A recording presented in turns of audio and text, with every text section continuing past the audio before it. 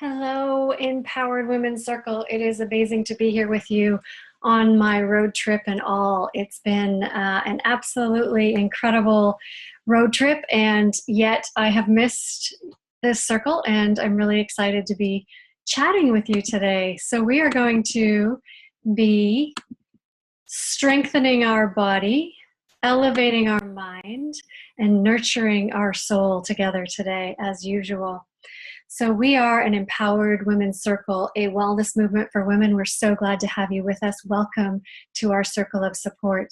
Of course, if you have any specific medical concerns, make sure you see your own healthcare provider. We are giving you lots of guidance and lots of information, but you always need to make sure you have your own physician, of course. Don't forget to visit our homepage if you haven't done that. We have 4 steps easily laid out for you so that you can get involved with our circle and know exactly where we are week to week. I'm going to discuss the shared agreements today, and I want to go through them a little bit more detail. They are all on the homepage, but essentially I want to remind us, myself, our leadership team, and you, that we have these shared agreements that bring us together in this community of women in a very special way with a very special relationship. This is a little bit different than other circles or communities you may be in. We are putting ourselves first. We want to show up in our power, participate fully, and keep our first intention on ourselves. So we're not here to rescue each other. We're here to provide resources and guidance to each other, but we're here to really be our most adult, resourced self, our most powerful version of ourselves. And of course, that doesn't mean we don't have challenges, and that's why we come together to find ways to navigate those challenges together. We take responsibility for our own experience and our own well-being, and that is what makes us empowered women. We may have questions or concerns that go deeper than what we're doing within this circle, and of course, if needed, we will seek out the resources that we need. That's part of being strong and powerful, is knowing what you need and knowing how and where to ask for it. We share resources and generate support for each other. We take inspired and generative action each week. We are more interested in and committed to generative actions than laying blame or making a case about being victimized. We know that this will ultimately elevate ourselves and the entire group of women. We maintain confidentiality, and we are an inclusive group that accept love and support anyone that shows up fully. So we've been talking for weeks now about what you are ready to transform in your life. What is coming up for you? What has the most energy around it? What are you being guided to transform or up level or shift or alter in your life? And for each of us, there's a specific site of action that we are being guided toward putting our energy, effort, and resources into right now. And we've gone through all kinds of exercises to figure out what that is. But whatever it is you're ready to transform, that's what we're talking about today. Identify your soul's actualization needs in that area. So maybe health and well-being and vitality and energy, maybe family, parenting, it may be intimate relationships, it may be standing on your own feet and leaving a long-term intimate relationship that just isn't serving you anymore.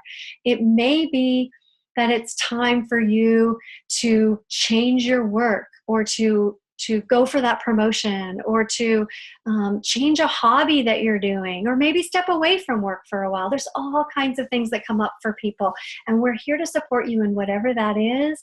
But that is where you are going to have the most forward progress, in that area that keeps coming up for you, that this is what needs to be transformed now. Become clear on it, become crystal clear on it, and let's work on that today. Because you have developed a pattern where you may have tried to shift or transform or work on this area before and it hasn't worked. Why hasn't it worked? What gets in your way?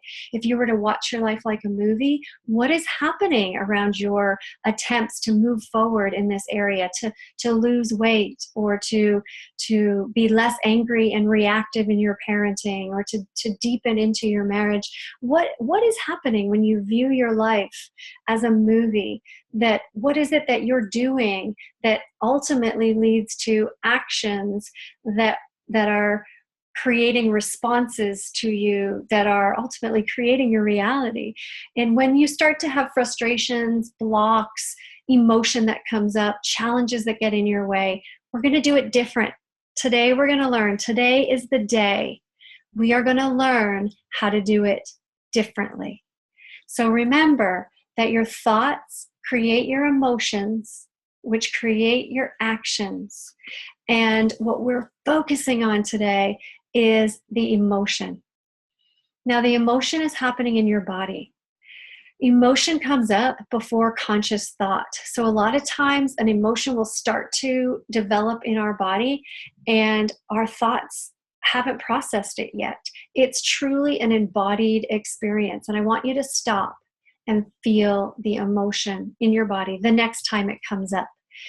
And feel the sensations around that emotion. Is it anger? Is it sadness? Is it fear? What is it that you're feeling? And what does it feel like in your body? Is it hot? Is it contracted? Is there tightness? Is there anxiety? What does it feel like in your body? And where do you feel it in your body? You may feel it in more than one place in your body, and that's okay. Put your hand on the lower area of your body that you feel that emotion coming up. So I often feel things in my chest. So kind of right here is where I generally will feel an emotion that's a negative emotion. And we're talking essentially about, we don't like to call emotions positive or negative, although society has taught us to do so. But an emotion is ultimately neurotransmitters and hormones and sensations that are coming up in your body. And most people will feel them in one place or another. And the heart and the solar plexus, or sort of the upper belly, are two areas that you will often feel emotions as they come up. And this may be brand new for you to be learning how to do that, but I'd like you to try to do it. If you can place yourself at a time when you have a challenge or an obstruction around this area you're trying to transform, if you can place yourself into that habit pattern when something comes up for you, then you should be able to feel the emotion that comes up, even though you're not actually in the moment. Or in the moment, come back to this video and do this exercise. So what we're going to do is we're going to put our hand on our body where we feel that tightness, that contraction, that sensation, those neurotransmitters and hormones are creating. We're going to put our hand there. We're going to close our eyes and we're going to breathe into that emotion. And we're going to ask ourselves, how old is that part of you that's feeling that emotion? It's almost always that emotion was formed at a time when you were so young, you didn't have the meaning-making capacity to understand really the context of that emotion. So when you first started to feel sadness or fear, you were so young that it was truly about survival. So mommy got mad, daddy got mad, something happened to you, and you felt fear and anxiety. And that sensation that you get today is the same sensation, but it's become part of your pattern because you've had that feeling and that emotion at a time when it was truly about survival, when you needed those people around you, when you didn't have your resourced, adult, purpose-driven, strong, powerful woman to put context around that emotion. So that emotion that you feel in your body, and you put your hand on it and really take some time with it and think, how old is that part of you? And ask that younger part of you what she's feeling. Get her to put it into words. What are you feeling when you feel that anger or sadness or fear? When you feel that tightness or contraction? Ask that younger part of you, what are you feeling? How does that feel? And in a world where you feel that emotion, what are you thinking about others? And what are you thinking about the world in general? What meaning have you made of that emotion? Is it that others will abandon you, or others don't care about you, or others don't love you, or the world is just a bad place. All of those things will come up, and that's very normal. And it may be, I suspect, the first time that you've ever sat with that emotion and breathed into it and allowed the emotion to actually speak to you from a time when it was originally developed. And we know this, we all have kind of that crazy roommate talking in our head. So we all have various versions of ourselves. We have that strong, competent, confident, powerful version of ourselves that we tapped into last week.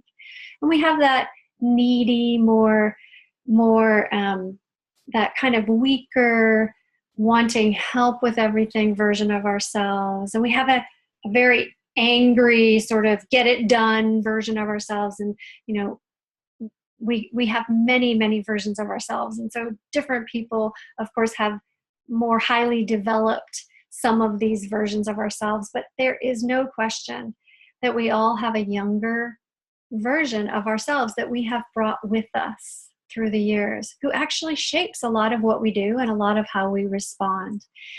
And I want you to, as you think about that emotion, whatever's coming up for you as you're living your life and trying to shift and transform in this specific site of action, I want you to ask that younger version of yourself, what do you need? How do you feel? What is it you're thinking about others in the world as you're feeling this way? And what is it that you need? What is it that you need? And just listen to what comes up. Just listen to what the needs are of that little girl that's inside of you that has needs, but has not yet really been asked to express them. And just witness and just support her. And you can even say, I see that you feel scared, or I see that you feel angry, or I see that you feel abandoned, or I see that you feel alone. Whatever it is that's coming up, I see that you feel that. And you're going to have your journal close by because we're going to do this exercise again. But this little girl is the one who created meaning of that emotion at a time when she didn't have all the adult resources that you currently have access to. She's the one that says, I am scared. I am alone. I am afraid. I'm not worthy. I'm not loved. Whatever it is for you. It's not all those things, but certain things will come up for certain people in situations. For me, it's often, I'm not enough. It comes up for me a lot of the time, I'm not enough. And I know through all of the work that I've done, that when I start to feel the emotion coming up for me, often it's around, and I'll tell you more about this in greater depth so that I can give you a good example, but often it's around trying to parent my children and trying to cope with all of their demands and all of the things that they need from me, and feeling really a tightness and almost an anger. And then the anger, if I breathe into it, is right here. It's actually a fear. And when I ask that younger version of myself, what is it you're afraid of? She always says, I'm going to fail. I'm a failure. I'm not enough. I can't handle all these demands on me. And when I breathe into it and I understand where it's coming from, and that it's coming from a place when I didn't have the capacity to know that I can handle it and that I do have the resources available to me, then I understand it and I can shift it. And so now, as you've spoken to that younger version and you've really breathed deeply into those emotions, which we will do again so that you get another opportunity, I want you to now step back into your most confident, competent, adult, resourced self, just like we did in our last video the last week. Hopefully you didn't miss it. And I want you to turn to and comfort that younger part of yourself and speak to her as you would speak to a child or your best friend when you're trying to comfort your best friend. How would you speak to somebody that wasn't yourself, because we always speak to ourselves with that negative self-talk and that anger. Like, get over it. You're a mom. You have all of these challenges with your kids you have to deal with. And it becomes sort of an argument in my brain. It becomes an argument. But if I can turn to that little girl that's afraid she won't manage all of those demands, and I actually counsel her and love her and accept her, provide compassion for her, and I just explain, it's okay. It's okay that you're feeling this way. A lot is being asked of you. And I talk to her like I would talk to my best friend who's going through a hard time. And if we can show ourselves that level of self-compassion, that much love and acceptance at a time when we're feeling such intense emotion, then we become our own best friend. We become our own pillar of power. We become our own strength. And ultimately, truly, it becomes possible for us to rely deeply on our own strength and our own power and our own resourced adult self. We don't need anyone else. It's not that you don't need other people in your life for other reasons, but you become really able to step into and support yourself in those times that you need it. And ultimately, you start to show yourself more love, acceptance, and compassion than ever before. That's what we're going to be working on as we try to shift in that specific area of your life that you're stuck. So what is the deeper truth of your capacity, strength, and power in this area of your life? And for me, and again, I'll explain my example of what I initially was able to shift. And of course, once you shift one area, it's so amazing how you can learn to give yourself love and self-compassion and understanding in other areas. So I'll explain in greater detail later.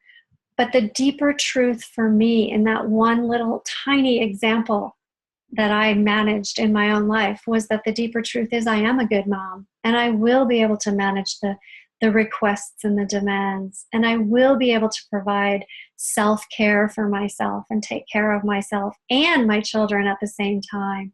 And if that means maybe lowering the expectations of what they get on that given day at that given moment, making dinner a little bit easier than usual, or maybe going to the beach and letting them run instead of planning a big trip to the Museum of Natural Science or something, I mean, whatever it is, I am capable, and I am powerful, and I am providing them with an incredible mentor and role model if I can just show them how I also take care of myself and provide my own self-compassion, which is really important for kids to learn.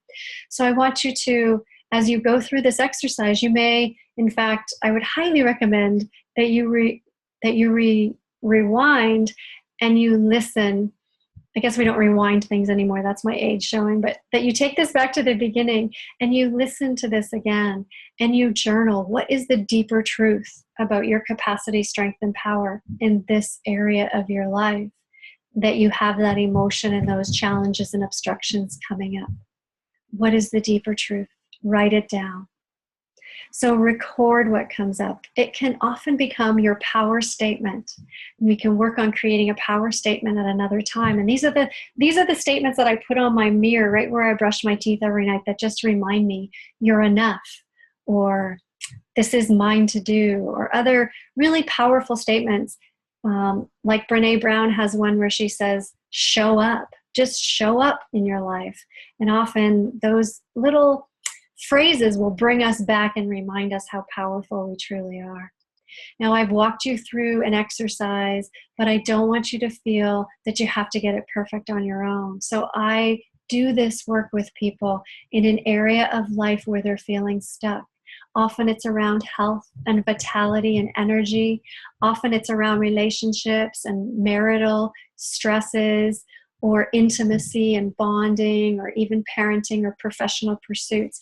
But really, we can work on any area that you are feeling energy around and that you are feeling guided and called to shift. So I am really happy to work with you. And on my website, you will find an area that says, that has a tab that says Own Your Brilliance, and feel free to explore so that we can go deeper anytime that you feel you want a guiding hand. So because it was such a deep amount of work that we did today, we're going to really cut short on the mind and body section, but I'll come back to that in the next recording. So that is to be continued. Make sure you keep moving. Make sure you eat mindfully, okay? So know what you're putting in your mouth and think about what Marcia has told us all this time. 3 times a week, 30 minutes of exercise, purposeful if you can do it. Vegetables, keep hydrated, make sure you're getting lots of protein at every meal, all of those great tips Marcia's given us in previous videos, and sleep hygiene habits that we'll dig into greater detail in the next video. But having a dark, cool room, avoiding distractions, all those wonderful things April has shared with us. Group workouts are happening all the time. Watch your inbox and join us. We're having tons of fun and we want you with us. So anytime you see a group workout come up and you're local to us, we would love to hang out with you for an hour.